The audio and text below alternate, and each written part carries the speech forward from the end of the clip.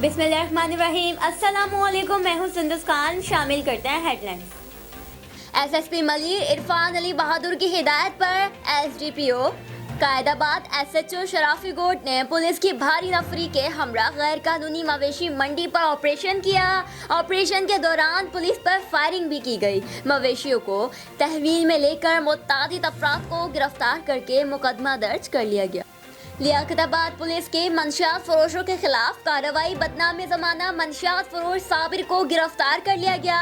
नकदी, असलहा और चर्च बरामद करके मुकदमा दर्ज कर लिया गया। बाजोड़ में सरहद पार से दहशतगर्दों की फायरिंग। आईएसबीआर के मुताबिक हमले में लांस नाइक समीउल्लाह शहीद हो गए। शहर पसंदों ने सिक्योरिटी फोर्सेस की चौकी को भी निशाना बनाया।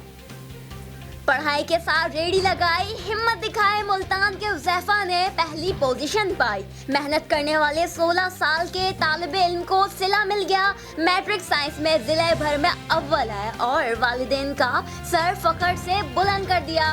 फिलहाल इतना ही। मज़ीद खबरों और अपडेट्स के लिए विजिट कीजिए हमारी वेबसाइट csanlive.tv।